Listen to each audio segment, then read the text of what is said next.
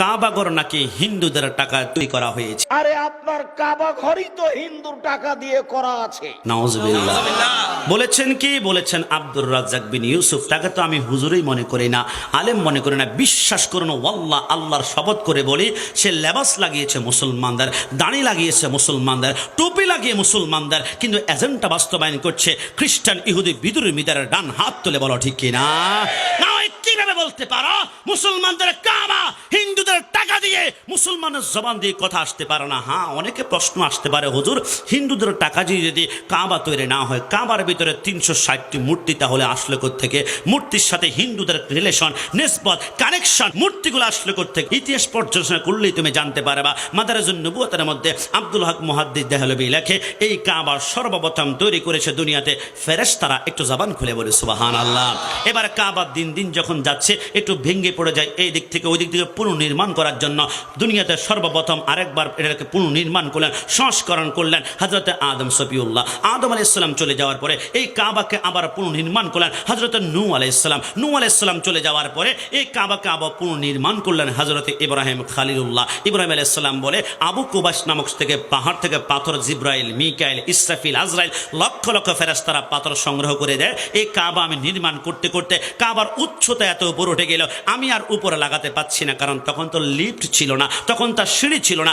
আদম হযরত ইব্রাহিম আলাইহিস সালাম বলে, এই যখন আমি হাত লাগ পাচ্ছি না, আমার আল্লাহ ডাইরেক্ট জান্নাত থেকে একখানা পাথর পাঠিয়ে দিলেন। ওই পাথরের উপরে যখন দাঁড়ালাম, পাথরটা লিফটের মতো আপ ডাউন করে, ডানে বামে যায়, সামনে পিছনে যায়। আমি ওই পাথরের উপরে দাঁড়িয়ে যখন আমি আল্লাহর কাছে প্রার্থনা করলাম, আল্লাহ কাবা নির্মাণ করেছি, এর বিনিময় কি দিবা? আমার আল্লাহ বলে, যা চাও। ইব্রাহিম আলাইহিস সালাম বলে, ওই পাথরের উপরে দাঁড়িয়ে আমি বলেছিলাম, রব্বানা ওয়াবাস ফীহিম রাসূলান, আল্লাহ আখির জামানার নবীকে আমার বংশের মধ্যে প্রেরণ করুন না। ইব্রাহিম আলাইহিস সালাম বলে, খোদার কসম, নবীর নাম নিতে দেরি হয়, আমার পায়ের নিচে পাথরখানা মোমের মতো গলতে শুরু করলো। জোরে বলে সুবহানাল্লাহ। ওই পাথরের ভিতরে আমি ইব্রাহিম খলিলুল্লাহর দুইটা পায়ের চাপ পড়ে গিয়েছিল। আমার আল্লাহ বলে, পাথর, সমস্ত পাথর টাইলসের কাজে, রাস্তার বিভিন্ন ঢালের কাজে শেষ হয়ে যাবে, কিন্তু তুমি পাথর রাসূলুল্লাহর প্রেমে যদি গলে গিয়েছ, কিয়ামত পর্যন্ত তোমাকে স্বর্ণ দ্বারা আমি আল্লাহ তোমাকে বেষ্টনী করব। আল্লাহ কোথায়? আমার আল্লাহ বলে, কাবার পাশে একখানা জায়গা আছে, নাম মাকামে ইব্রাহিম, ওইখানে পাথরটা এখনো আছে, যেখানে ইব্রাহিম আলাইহিস সালাম রাসূলের নাম নেওয়ার কারণে গলে গিয়েছিল। ওই পাথরটা এখন পর্যন্ত রাসূলের মহব্বতের কারণে বিদ্যমান আছে। জোরে বলে সুবহানাল্লাহ। ইব্রাহিম আলাইহিস সালাম কাবা নির্মাণ করে আমার আল্লাহ বলে, ইব্রাহিম সবাইকে ডাকো। আল্লাহ কিভাবে? লাব্বাইক আল্লাহুম্মা লাব্বাইক। ইব্রাহিম আলাইহিস সালাম বলে, আল্লাহ মানুষ তো নেই, কাকে ডাকবো? আমার আল্লাহ বলে, তুমি ডাকো, পৌঁছানোর দায়িত্ব আমার। ইব্রাহিম আলাইহিস সালাম বলে, লাব্বাইক আল্লাহুম্মা লাব্বাইক। কাসাসুল আম্বিয়ার মধ্যে আল্লামা তাহের সুরাটি রাহমাতুল্লাহ আলাইহি রেখে সাথে সাথে ইব্রাহিম আলাইহিস সালাম ডাক দিলেন, আর প্রত্যেকের আলমে আরোহা সৃষ্টি জগতে যত রূহ আছে, প্রত্যেকটা রূহর কানের ভিতরে আমার আল্লাহ আওয়াজটা পৌঁছে দিলেন। আর যারাই লাব্বাইক আল্লাহুম্মা লাব্বাইক শুনে রিপ্লাই লাব্বাইক বলেছিল, তাদেরকে মক্কা জমিনে আমার আল্লাহ একবার করে অবশ্যই উপস্থিত করবেন। জোরে বলে সুবহানাল্লাহ। ইব্রাহিম আলাইহিস সালাম সেই কাবা নির্মাণ করা শত বছর যাওয়ার পরে এবার দুনিয়ার জমিনে হযরত ঈসা রূহুল্লাহ চলে গেল।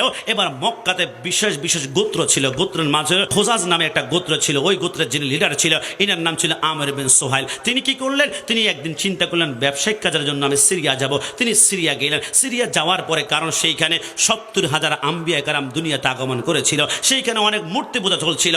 আমির বিন সুহাইল চিন্তা করলেন, না, মূর্তি পূজা করলে মনে কোনো সওয়াব রয়েছে, ভালো কোনো ন্যাক রয়েছে, একটা মূর্তি সেইখান থেকে আনলেন। এই মূর্তির নাম হচ্ছে হুবল। ওই মূর্তিটা এনে তিনি কাবার ভিতরে ঢুকালেন। ঢুকানোর পরে এবার মানুষকে বললেন, তোমরা আসো, এটাকে সিজদা করো, এটার সামনে ইবাদত করো। এবার শিরকের আহ্বান করলেন। মানুষ মনে করলো মক্কা জমিন হচ্ছে ইসলামের সর্বশ্রেষ্ঠ পবিত্র জায়গা, এখানে যা বলবে এটাই সত্যি। এবার মূর্তির সামনে তারা আস্তে আস্তে করে সিজদা করতে শুরু করলো। এবার পাশে আরেকটা মূর্তি পাওয়া গেল তাইফের জমিনে, এটার নাম হচ্ছে মানাত। আরেকটা পাওয়া গেল উজ্জাত, আরেকটা পাওয়া গেল লাজাত। এরকম ভাবে অসংখ্য মূর্তি একটার পর একটা আনতে আনতে বংশ পরম্পরায় কাবার ভিতরে মূর্তি যখন ঢুকেছিল, মক্কা থেকে হিজরত করার পরে মদিনা গেলেন। এবার দ্বিতীয় হিজরতে 17 রমজান বদরের ময়দানে যুদ্ধ হয়েছিল। বদরের জমিনে মুসলমানরা জয়লাভ করে সংখ্যা যখন 1400 হয়ে গেল, নবী আমার বলে, চলো এবার মক্কা বিজয় করব। যে মক্কা থেকে টর্চার করা হয়েছে, ইসলামের পতাকা পথ পথ করে উড়াবো। এবার সরকারে মদিনা গেলেন। এবার যাওয়ার পরে সরকারে মদিনা সেই কাবার ভিতরে ঢুকে হাতে আসা লাঠি নিয়ে একটা একটা করে 359টি মূর্তি ভাঙ্গার পরে আমার নবী বলে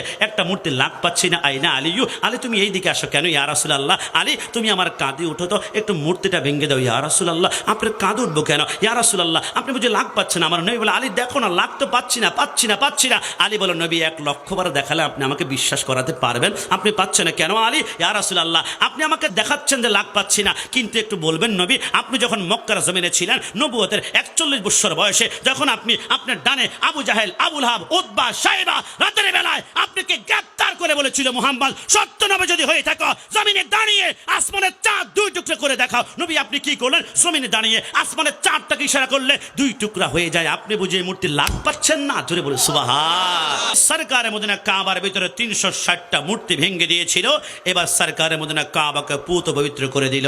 আর সেইখানে হাজিরা লাব্বাইক আল্লাহুম্মা লাব্বাইক বলে যে কুলাঙ্গার ইসলাম বিরোধী খ্রিস্টান ইহুদি বিধর্মীদের এজেন্ডা বাস্তবায়ন করে কাবা হিন্দুদের টাকায় তৈরি হয়েছিল। এরা যারা বলে চট্টগ্রামের যেখানে পাওয়া যাবে তার গালে করা হবে, ডান হাত তুলে বলো ঠিক কিনা।